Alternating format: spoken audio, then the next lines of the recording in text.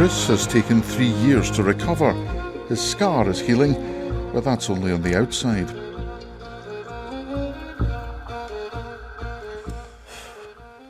Just things like, I used to be like all right and that, just kind of kicking about myself, but I started becoming dead paranoid and all that. If I was out myself, like if I see like another bunch of guys, I'd like walking down the street and all that, I'd get really, really nervous. It never used to bother me at all. Because I was like, well, I know where I am, I know the area and all that, but now I'm just like, who are these guys? Just get really, really paranoid about things, and especially on buses. I really hate getting on buses now, actually. Chris is getting better all the time. He's in a band and he's at college. His attacker was convicted and sentenced to 40 months in jail.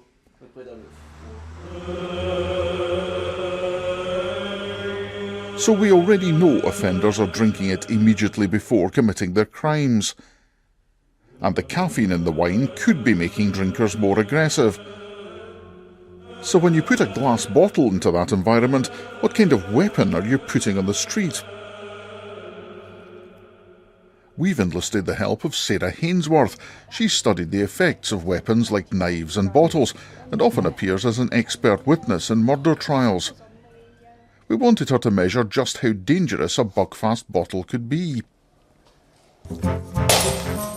Sarah spent a happy afternoon smashing 4 Buckfast bottles and 2 ordinary wine bottles as a comparison. We tried smashing at different points on the bottle, and the results were very clear. I think any glass bottle that's fractured and used as a weapon is dangerous and potentially can create nasty injuries. There's no particular difference between the Buckfast and the conventional wine bottles. So a Buckfast bottle is no more or less dangerous than any other bottle. But how effective a weapon can a bottle be? This is a materials testing machine, and what we've got the fractured glass bottle in a holder here where we can grip it firmly, and we have a foam block with a silicone rubber membrane on it, and that's to mimic the skin and the underlying tissue. Well, what it's going to allow us to do is to see how much force is required for penetrating the foam and the skin with a glass bottle, and we can then compare that to other weapons that are used in violent attacks.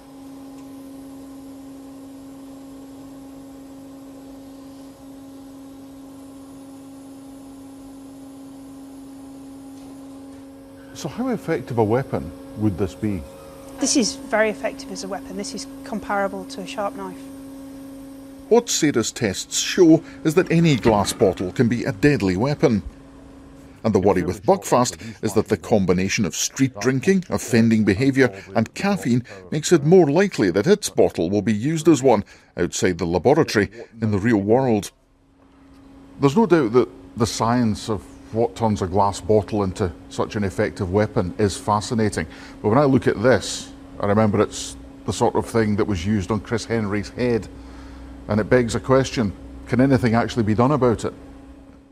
Because Chris isn't alone. In attacks across the UK, 1 in every 4 weapons used is a bottle. And there is something simple that could be done.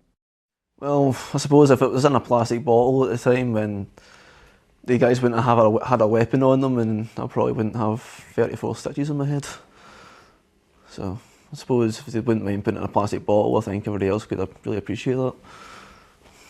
The issue that I'm interested in is that Buckfast comes in glass, and if there's a drink which is associated with a high level of violent offending, it would be better if that was made in plastic, so there wasn't a ready-made weapon there for the violent individual who was drunk to use when they lash out and then regret it the next day. The costs involved in it pretty horrendous. Again, we have said to the government if they think it's such a major problem, and we also said to the Governor of Berlin that if he thought it was a problem, you fund it and we'll be happy to put our product in it, trial it, and if it works, then we'll put all our sizes into it. So anybody that would use our bottle, we say, look, don't use our bottle, but unfortunately people aren't going to hang about, they'll probably take the first thing to hand. It so happens if it's a Buckfast bottle, it's a Buckfast bottle. It could be a whiskey bottle, it could be a gin bottle, it could be any kind of bottle as long as it's handy. So plot or no plot, the case against Buckfast appears to be building. And I'm increasingly wondering why I'm talking to Jim, the distributor, and not the manufacturers, the monks.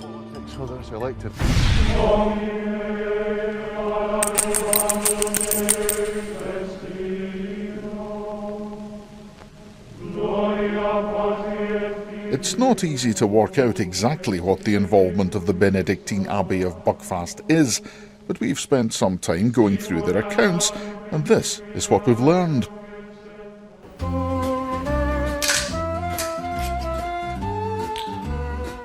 The Abbey is a charity.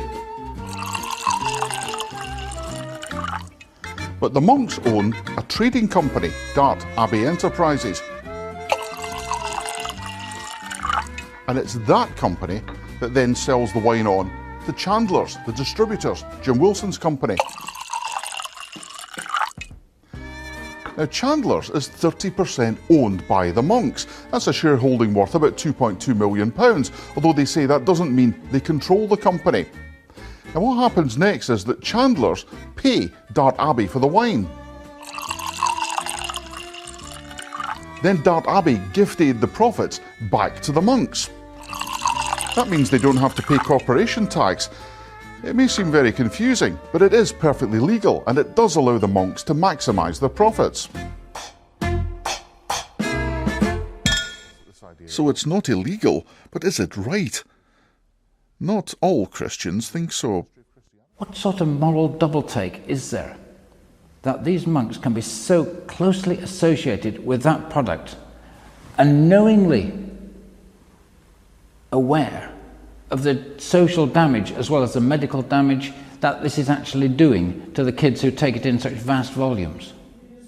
The monks of Buckfast are in a Benedictine monastery which is founded upon the rule of Saint Benedict. Now, Benedict urged his monks to live a simple life, following a rule that leads them into closer discipleship with the Lord. What do you think St. Benedict would have made of it all? St. Benedict, I would have thought, would have been very, very unhappy with what his monks are doing nowadays. We wanted to go to the Abbey and ask the monks if they thought the wine business was compatible with their Christian values, but they refused to talk to us. And their representative on earth is clear that they are not to blame for the effects of Buckfast in the outside world. Why should they accept responsibility? They're not up here pouring any other Buckfast down somebody's throat. People take it by choice because they like it, because it's a good product. So you don't think the monks should accept any kind of moral why should responsibility? they? Produce a good product. Buckfast is an exceptionally good product. I drink it. Now, if I thought that there was something wrong with it, would I drink it? The answer to that's certainly not.